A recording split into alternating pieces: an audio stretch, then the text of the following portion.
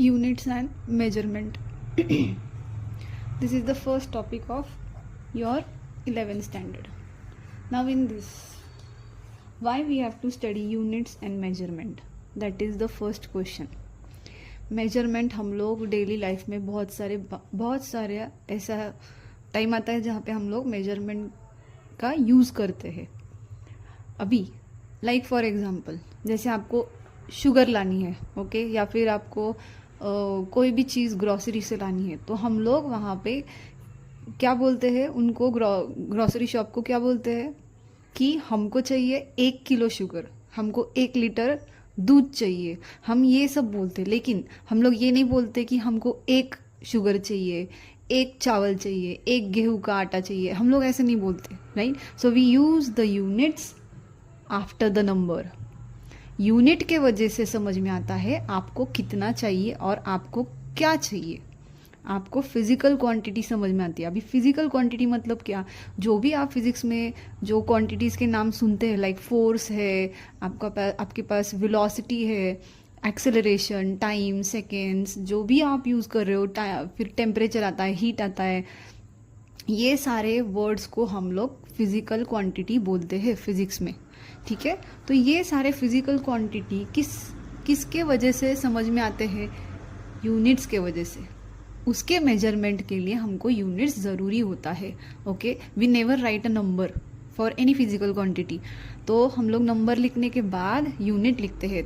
Okay, इसीलिए आपको ये चैप्टर 11th स्टैंडर्ड में फर्स्ट चैप्टर ऐसे एज ए दिया है. नाउ यूनिट जो होता है, यूनिट क्या होता है, यूनिट के बारे में हम समझ में आ गया तो हमको क्या इन्फॉर्मेशन मिलती है उस physical quantity. So basically units are the reference standard used to get the information about the physical quantity or to express the physical quantity. okay, तो इसीलिए यूनिट्स बहुत ज़रूरी है. अभी यूनिट्स जो है, मेजरमेंट और यूनिट्स एक दूसरे के लिंक्ड है. ओके, यूनिट्स 2 टाइप्स के रहते हैं. ओके, लेकिन बिफोर 2 टाइप्स, ठीक है, हम लोग देख लेंगे 2 टाइप्स मतलब क्या. एक है आपका फंडामेंटल क्वांटिटी,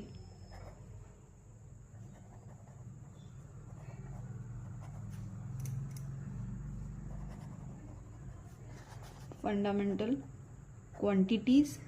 ओके, और दूसरा है डिराइव्ड क्वांटिटीज.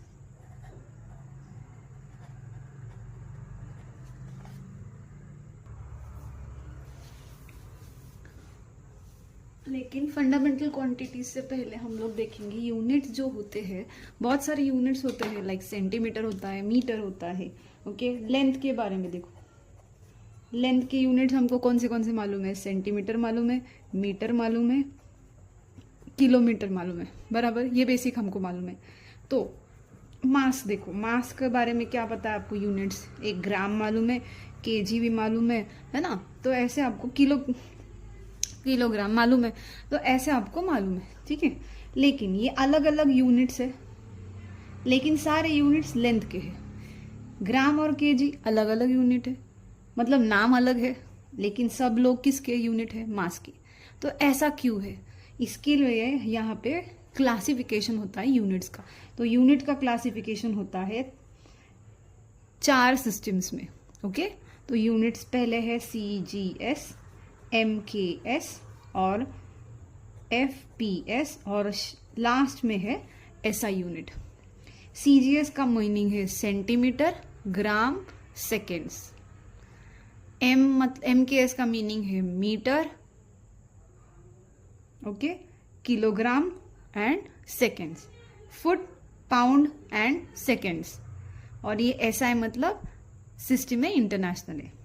ये अलग अलग यूनिट्स पूरा मतलब जब डेवलप हुए या इन्वेंट हुए थे तो अलग अलग देशों के अलग अलग यूनिट्स थे. तो एक साथ उन्होंने जब कॉन्फ्रेंस रखा, जब हम लोग इंफॉर्मेशन इंपोर्ट एंड एक्सपोर्ट करते थे, तो ये सेंटीमीटर हमको कंफ्यूज करते थे. तो इसी की वजह से उन्होंने एक डिसाइड किया कि ये सारे यूनिट्स से अच्छा है हम लोग एक ही सिस्टम बनाएंगे, वो है सिस्टम है इंटरनेशनल है. आप जहाँ पे भी जाओगे आपको फोर्स का यूनिट न्यूटन ही मिलेगा. ओके, तो वैसे हमने एक ही ऐसा SI यूनिट बनाया जो हर जगह पे आपको सेम ही मिलेगा.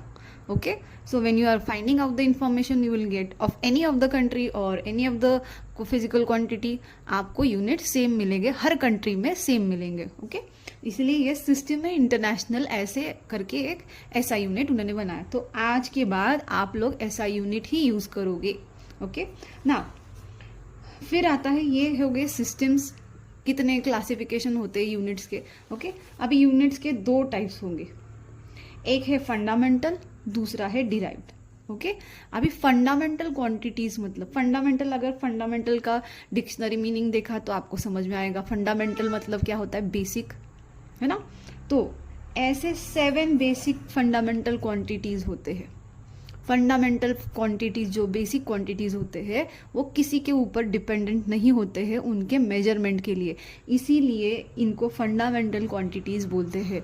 तो इसका डेफिनेशन कैसा आएगा, the quantities, the physical quantities which do not depend on other physical quantities for its measurement, they are called as what, fundamental quantity. ये क्वांटिटी हम लोग डायरेक्टली मेजर करते हैं. ये मेजर करने के लिए हमको कोई भी फॉर्मूला की ज़रूरत नहीं होती है, इसीलिए हम लोग फंडामेंटल क्वांटिटीज बोलते हैं. लाइक फॉर एग्जांपल यही ले लो, लेंथ. अगर आपको बोला इस बुक की लेंथ मेजर करो, इस बुक का ब्रेथ मेजर करो, आप लोग क्या करोगे, स्केल लोगे, तुरंत मेजर कर लोगे. इस बुक का मास मेजर करने को बोला तो आप ये बुक कहाँ पे रखोगे, वेइंग मशीन पे रख दोगे, आपको आंसर मिल जाएगा. तो ये जो ऐसे वाले यूनिट्स है जो किसके ऊपर डिपेंडेंट नहीं है, they are called as fundamental quantities. Derived quantity मतलब होता है जो डिपेंडेंट होता है फंडामेंटल क्वांटिटीज के लिए. ओके, सो ये हम लोग जब लिखते हैं तो कंफ्यूज होते हैं. तो मेरा एक लॉजिक है, मैं लॉजिक से एक्सप्लेन करूंगी.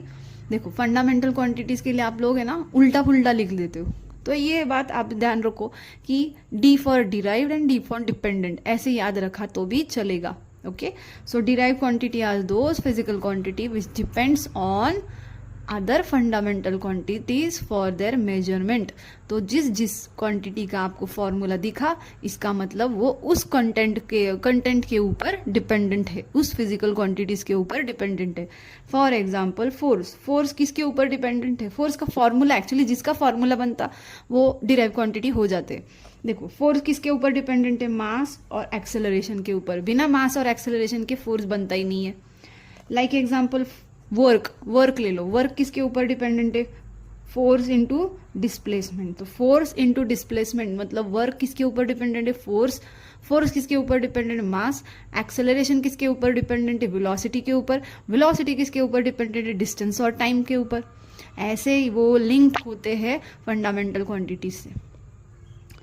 Work is dependent on force and displacement. Okay, तो सारे जो फॉर्मूला है, सारे जो क्वांटिटीज है जिसका फॉर्मूला बनता है वो डिराइव क्वांटिटी बोल सकते हैं आप लोग. ठीक आहे, एकदम साधं आणि सिम्पलमध्ये.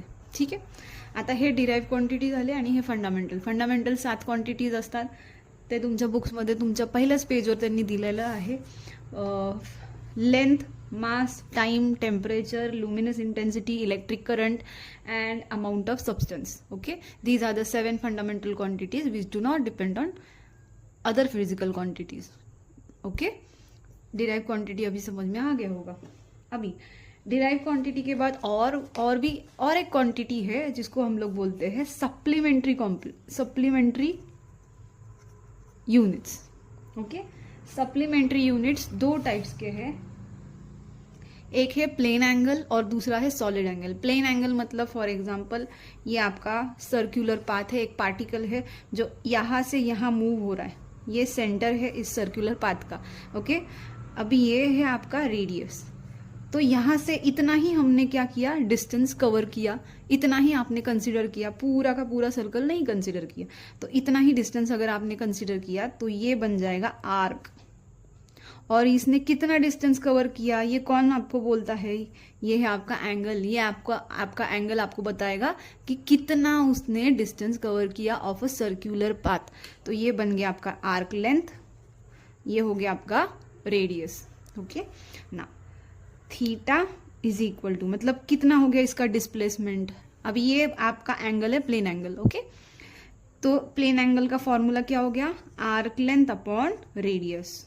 तो ये हो गया आपका arc length upon radius. Okay, तो ये जो प्लेन एंगल जो है ये आप थीटा से डिनोट करते हैं। ओके, और इसको मेजर हम लोग किस में करेंगे, मतलब यूनिट क्या लगाएंगे हम लोग, रेडियन लगाएंगे। ओके, डिग्री नहीं लगाएंगे, रेडियंस लगाएंगे। ओके, ये हो गया आपका प्लेन एंगल। सॉलिड एंगल मतलब आप 3 डायमेंशनल कंसीडर करना है। ओके, 3 डायमेंशनल मतलब फुटबॉल कंसीडर करो। फुटबॉल पहले ज़माने में ब्लैक एंड वाइट ऐसे वो पैचेस होते, वो ब्लैक कलर का एक पैच अगर आपने कंसीडर किया, ओके, और वो ब्लैक कलर का पैच अंदर सेंटर तक अगर कंसीडर किया तो ये 3 डायमेंशनल हो जाता है। ओके, तो स्पेरिकल है, बराबर। अभी इसका फॉर्मूला क्या बनेगा, ये हो गया रेडियस, ये रेडियस स्क्वायर बन जाएगा अभी। तो इतना उस फुटबॉल के ऊपर आपने स्पेरिकल सरफेस एक्चुअली, तो उस स्पेरिकल सरफेस के ऊपर आपने छोटा सा एक एलिमेंट कंसीडर किया और सेंटर तक आपने अगर कंसीडर किया तो आपको वो 3 डायमेंशनल ऐसे दिखेगा। ओके, अभी इसका फॉर्मूला कैसे बनेगा, एक तो स्पेरिकल है तो एरिया ऑफ स्फीयर आएगा 4πr स्क्वायर। ओके, इसी को रेडियस से डिवाइड किया हुआ, लेकिन radius square of the radius से डिवाइड करेंगे हम लोग। ओके, तो स्क्वायर ऑफ द रेडियस से अगर डिवाइड किया तो देखो स्क्वायर स्क्वायर गेट्स कैंसल, आपका आंसर आएगा 4π। ये सॉलिड एंगल हम लोग ओहम से डिनोट करेंगे, ये है आपका सॉलिड एंगल। तो इसका आंसर कितना है 4π। यही सॉलिड एंगल आपको इलेक्ट्रोस्टैटिक्स में लगने वाला है। ठीक है, 12th में भी लगेगा ये आंसर, सॉलिड एंगल मतलब क्या होता है। ओके, तो ये हो गया आपका यूनिट्स के बारे में। अभी यूनिट्स जो हम लोग लिख रहे, ये हम लोग कौन से टाइप में लिखेंगे, इसका आपको रूल्स है। यूनिट हम लोग कैसे भी नहीं लिख सकते। अगर आपने देखा सेंटीमीटर और मीटर में मैंने बहुत सारा बड़ा सा स्पेस दिया है। केजी अगर देखा तो मैंने के स्मॉल निकाला है, ग्राम भी स्मॉल निकाला है। लेकिन अगर मेरे को न्यूटन लिखना है, फोर्स का यूनिट क्या है न्यूटन, न्यूटन लिखना है तो कैपिटल एन लिखूंगी। वर्क का अगर लिखना है तो वर्क का यूनिट क्या होगा, यस जूल होगा। तो जूल जो है कैपिटल जे निकालना पड़ेगा। ओके, तो ये जो रूल्स है, why we are writing capital N, why not small N, तो ये सारे रूल्स आपके बुक्स में यहाँ पे दिया है। ओके, ये सारे रूल्स जो है conventions for use of SI unit, ये सारे रूल्स जो है वो आप पढ़ो, आपको डायरेक्टली समझ में आ जाएगा। ओके, आपको स्पेस नहीं दे, आपको 2 यूनिट्स लिखने हैं तो अलग अलग यूनिट लिखने हैं तो दोनों में भी क्या लिखना है, आपको स्पेस देना है। अगर डिवाइड होगा मतलब लाइक वेलोसिटी क्या है, उसका यूनिट क्या है, मीटर पर सेकेंड्स, तो मीटर पर सेकेंड आप ऐसा भी लिख सकते हो। अगर आपको ये डिनोमिनेटर ही नहीं चाहिए तो आप ऐसा भी लिख सकते हो। देखो मीटर स्लैश एस, तो स्लैश क्या रिप्रेजेंट करेगा, डिवीजन।